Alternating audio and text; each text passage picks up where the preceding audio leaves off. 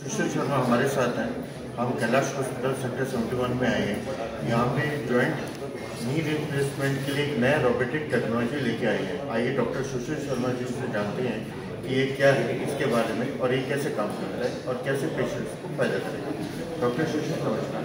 Doctor सुशील, जैसे कि हम देख सकते हैं जो आपने रोबोटिक जॉइंट रिप्लेसमेंट के बारे में एक प्रेस कॉन्फ्रेंस रखी, इसके बारे में बताएंगे कि ये कैसा है, क्या प्रोसेस है, क्या नई टेक्नोलॉजी है।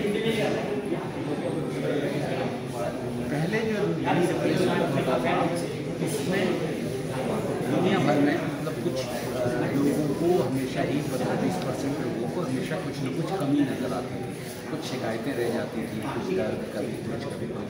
तो उन सब चीज़ों को दूर करने के लिए लगातार टेक्नोलॉजी का एडवांसमेंट हो रहा था। तो कई चीज़ें ट्राई हो रही थी, चलो थोड़ी दिन में जैसे मेडिटेशन वगैरह आया, वो चला गया। अब ये लेटेस्ट जो टेक्नोलॉजी है ये उन सब के ऊपर है। ये इस वक्त दुनिया में सबसे अच्छी टेक्नोलॉजी है, रोबोटिक टेक्नोलॉजी।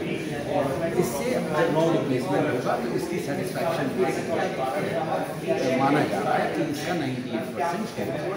तो इस रोबोटिक टेक्नोलॉजी में प्रिसिशन ज़्यादा है, एक्यूरेसी ज़्यादा है, बोन और हड्डी को कम करती है और आदमी जल्दी जो मरीज है जल्दी चला जाता है। डॉक्टर साहब, जैसे कि हम मीडिया में हैं, हमने और भी इस टाइप के काफ़ी कार्यक्रम अटेंड किए हैं, और इससे पहले जितना हमारी जानकारी के अकॉर्डिंग क्या है कि पेशेंट को आपको 5 डेज़ का कोर्स रखते थे, उसके बाद फिर उसको बहुत पेन होता था, 2-3 महीने की फिजियोथेरेपी करवानी पड़ती थी। तो इसके अंदर वो पेन और एक्यूरेसी, और मैं देखता था कि कितने पेशेंट बाद में शिकायत करते थे कि हमारे पैर में अभी दर्द खत्म नहीं हुआ, हमें चलने में दिक्कत आती है। ये कुछ परसेंटेज कम थी, काफ़ी अच्छी रिकवरी थी, लेकिन तभी भी परसेंटेज थी पेशेंट्स के अंदर।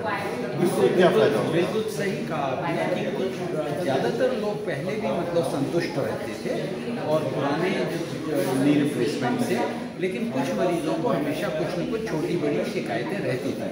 उन्हीं शिकायतों को दूर करने के लिए रोबोटिक टेक्नोलॉजी लाई गई है, जिससे कि और ज़्यादा प्रिसिशन रहे, लोगों की शिकायतें बिल्कुल मिनिमाइज हो जाए, जितनी कम से कम हो सके उतना किया जाए और रिकवरी फास्ट हो, तुरंत मतलब अगले दिन से बेटर चले। जो काम मतलब वो 10 दिन बाद करने वाला था वो 5 दिन में करे, जो रिकवरी उसकी 3 महीने में होने वाली थी वो 6 हफ्ते में हो जाए, और वो अपना जो जीवन की दिनचर्या है उसको जल्दी से जल्दी मतलब अटेन कर।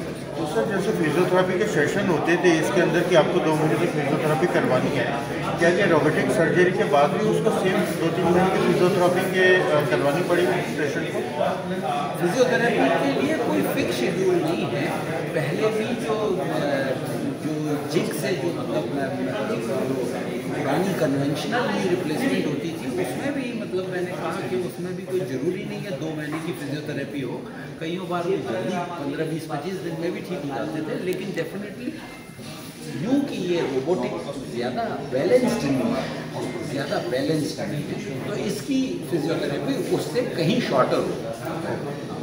डॉक्टर साहब, एक बहुत इंपॉर्टेंट सवाल मैं आपसे पूछना चाहता हूँ, क्योंकि मैं देखता था जो ओल्ड एज पेशेंट्स हैं उनको कितने बार डॉक्टर ये कह देते थे कि अब आपकी एज काफ़ी हो गई है, अब सॉरी अब ये हम ऑपरेशन आपके ऊपर नहीं कर सकते। या इस रोबोटिक टेक्नोलॉजी के द्वारा हम किसी भी एज ग्रुप के पेशेंट्स को केयर कर सकते हैं?